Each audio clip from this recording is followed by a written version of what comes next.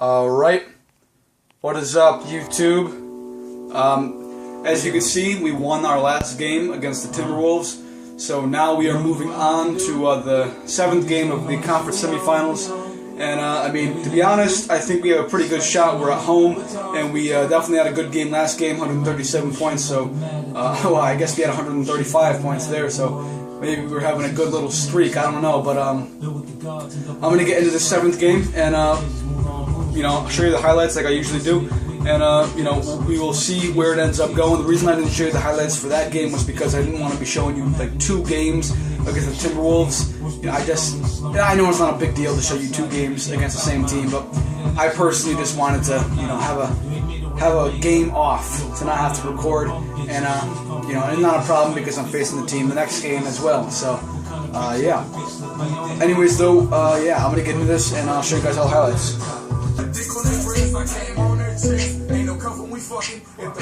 Sorry for the very inappropriate music in the background.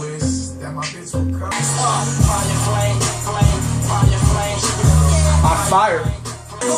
We're down, but hopefully that'll give us some support.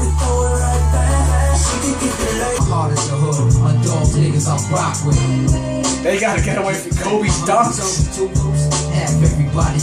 And he got fouled, and won. And the game is tied up with this shot right here.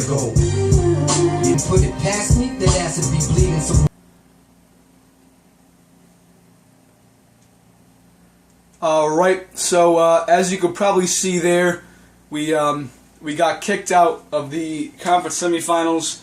I mean, I know our biggest flaw. The only reason we lost, we shouldn't have lost, but the only reason we did lose was because of our defense. I'm not even kidding. I can play better defense than this team. If I was 7 feet tall, I could dominate this team on defense. Our team, the Lakers, suck so bad at defense, it's really not even funny. So I guess we have nobody from our team retiring. Alright. Those are some guys not from our team once again. Those are the Hall of Fame inductees. And yeah, I'll talk about all the stuff after this guy goes up with whatever he wants. Alright, I'm not happy with Marshawn Brooks' production. I want you to go out and get us a new, better shooting guard. Might be able to accomplish. I need to look and see if I actually want to get rid of him. So this is the budget. I can add a little bit to the cap. I think I'll add a little bit to the staff, and then I think the free agent interest is going to be really big, so I'll add some of that, and then the rest is going to go to the arena operations, which will bring in, you know, more money. And you know, I probably would not do a lot because we're maxed out on just about everything, so I probably won't do a whole lot, but it will bring in more money if we do that. So that's was kind of the reasoning behind making that the last priority. That yeah. Anyways, so you know what our team consists of. We have Tyreke Evans. He was injured during that time when we ended up getting kicked out of the conference semifinals to the Timberwolves. So he's, I wouldn't say the reason, but he's one of the reasons why we ended up not being able to move on because he was injured. Kobe Bryant, I mean, this guy I just dominated with. He averaged 32 points, 57% field goal percentage for the entire first round.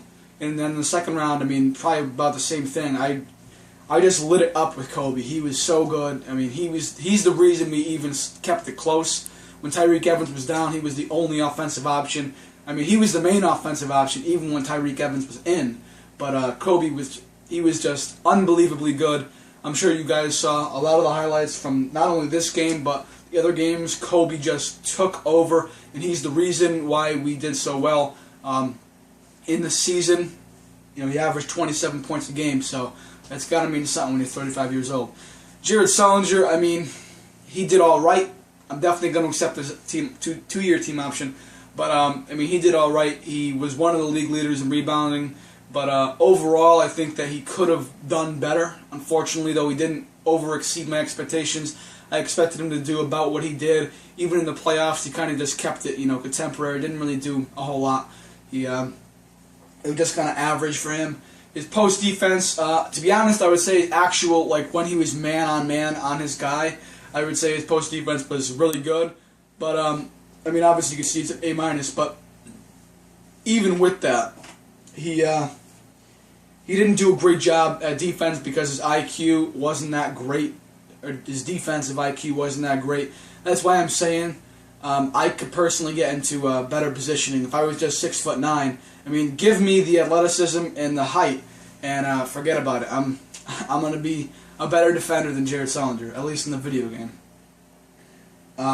But yeah, the positioning was all off for him. Pau Gasol, he was pretty solid throughout the season when I simulated, but I mean, he's a difficult guy to shoot with. We obviously had Kevin Love, a better perimeter defender when it comes to power forwards and centers. So he was on Pau Gasol. So unfortunately, I couldn't just splash threes with Pau Gasol like I kind of wanted to.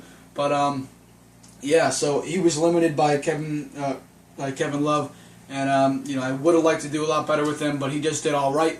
I'm definitely not going to give him anywhere near what he gets now. Maximum he's getting is $8 million. If he doesn't want $8 million, then he's gone.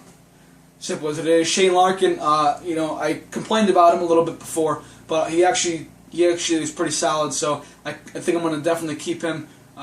He's only going to grow, so he did pretty well. So I think it's definitely a good option to keep him. Marshawn Brooks, now obviously the coach just said he wants him off the team. We can actually see what he did. So he averaged 6.2 points in 11.7 minutes. That's decent. Whatever the shooting percentage like. So he shot 46% and 36% three-point percentage. That's actually pretty good numbers. I don't know why the coach was complaining, but I definitely will give him another chance. I'm not going to just throw a guy who's a rising star away like that. He definitely averaged the numbers and the percentages that keep him, or to warrant keeping him on a team like this. Kent Bazemore, I don't know his numbers, but I think he averaged less. Yeah, he averaged a little bit less in the numbers category, and his that's bad. His percentage was way down. 37% for field goal and 32% for 3-point. The 3-point isn't too bad, but it's not too good either. The field goal percentage is definitely low, so he probably he will have to get traded. I mean, he just didn't step up like I thought he was going to. Kendall Marshall, I don't know how well he did, so his numbers were definitely just not there. He actually averaged a little bit more in his rookie year, so that's kind of sad. The numbers for the percentages were there: 48% field goal and 54% 3-point. So I think I'll keep him just based on the percentages, but I definitely gotta get more production from him, or else he's gonna be off the team. Jody Meeks, I don't know how well he did. So he did all right. He didn't do bad. The numbers really weren't high for him, but the field goal percentage wasn't that great.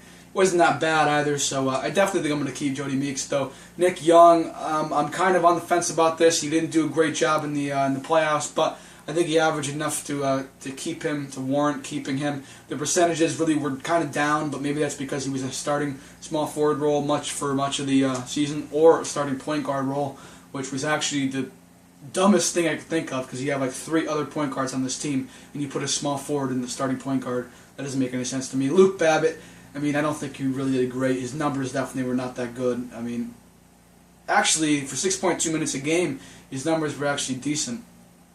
But the percentages were god awful. So yeah, he's definitely not going to get re-signed. Ryan Kelly, I honestly thought I saw some solid potential in him. So maybe we can keep him around. Yeah, 40% from 3-point, 44% field goal percentage. And in the playoffs, he actually averaged about 3 or 4 rebounds a game with about the same amount of minutes. So I think that warrants keeping him. This guy and this guy, I think they're both going to be gone. But Bernard James, I mean, he was decent. If he wants to come back for a very small amount of money, like I'm talking like the league minimum, then maybe I'll bring him back just to get another big man in there. But honestly, I think I would rather take this guy, Miroslav Radolijka, whatever his name is. So yeah, his percentage was pretty decent there. I guess he played in 28 games, so an average 1.6 points per game. So his numbers were actually kind of decent. So I think we'll bring him back rather than this guy. He's definitely better. So yeah, that's kind of it for all these guys. I mean, I'm not planning on trading anybody. If they have an expiring contract, they might be brought back. If they don't have an expiring contract, then they're obviously going to be staying on the team. But obviously, all these guys have expiring contracts. I think Nick Young will accept that player option, so that's kind of unfortunate. We're going to have to trade him. Yeah, unfortunately, right now we can't trade him. We're going to have to go through the draft lottery and everything. So yeah, let's see where we stand as it stands for potentially getting a solid pick. We have the Hawks pick number 8, which is 2.8% of getting the number 1 pick. So yeah, let's see where this ends up. I at least want to get in the top 8. If we don't get that number 8 where we project it to be, then I'm going to be a little bit angry. But okay, yeah, I'm fine with getting that number 8 pick. I just didn't want to get the number 13 pick and have us move down. That would have been kind of a pain. So, anyways, those are the picks that we have. We have the 15th pick, which I believe, no, that can't be ours because, actually maybe it is. Okay, we have 15th pick and we have the 8th pick. I thought we would have been farther down, like maybe 20th or 21st or something. So yeah, these are all the guys who ended up moving on. Unfortunately, I think the major reason we had such bad defense was because of Mike D'Antoni. So he's gone. We have plenty of money, so we can bring in somebody who's just phenomenal. I think Jeff Hornacek would be good, but having an offensive coach on an offensive-minded team, I think that that would work, yes, but I think it would be better to get somebody maybe a little bit better at defense. But he's definitely better than D'Antoni, so I think I'm actually gonna take him in, and hopefully he can give us some solid production from this team for years to come. Yeah, sorry this video is going a little bit longer than usual, but I always like to, Dan D'Antoni, okay, yeah, he's definitely gone. Plus he's super pissed off, so that's another reason why I would not really want him to come back. Okay, this looks great. A great defensive-minded coach. That definitely works for us. 3-year contract, so he can be on the team for the same amount of years as Jeff Hornacek. And yeah, that should work out great for both of our coaches. That should honestly improve our defense, catastrophically. Or actually, I think catastrophically means bad. I don't think it just means, I don't think you can use it both ways. So I think I'll choose a different word. Anyways, though, I kind of want somebody who, I guess we can, just keep the guy we have now. He's not really bad or anything. Yeah, we can kind of just keep him. Yeah, I'll give him a 2-year extension. I don't want to give him 3 years because there might be better options later on the road, or maybe he won't be that good. So I think I want to get rid of him. I think I'm definitely going to fire this guy because he is you see that snake symbol? That snake symbol is that he's going to come in, occasionally fails to deliver you reminders from the owner in hopes that you fail goals so he can one day take your position. He's neutral about me, so I don't think that's really too good. If he was maybe happy about me, maybe I'd end up keeping him, but he's not. So I think I'm going to go with this guy. B+ on contracts, B+ on trading, and a D potential. I don't really know what that means, but I think okay, I apparently cannot go with him. I guess I got to fire this guy first. Yeah, fire. Yes. So let the assistant go. Let the assistant GM go with respect. Fire the assistant GM bluntly. I think I'm just going to fire him bluntly. Good news, you're no longer working for me. Wow. Yeah, I guess it is good news for me. That was mean. That's fine. Whatever. So I'll give this guy, I would say, a 2-year contract. Like I just said, just in case things don't really work out. I don't need to have him for the full 3 years. I can only have him for 2 years. And yeah, if I need to fire him, it won't cost as much money. So looks like everybody else is good. We are coming to the close of this video, so I'll accept these team options and qualifying offers. I'll get those all set up. But yep, so it looks like everybody's going to be accepted, and then obviously those are going to be all the team options and player options that were accepted or declined. So we have nobody for qualifying offers. And anyways, though, I know there's a lot of guys who a lot of guys who are going into the free agent market. I don't know. Okay, I actually can start conversations with them. Anyways, though, make sure you subscribe. Make sure you check out my other videos.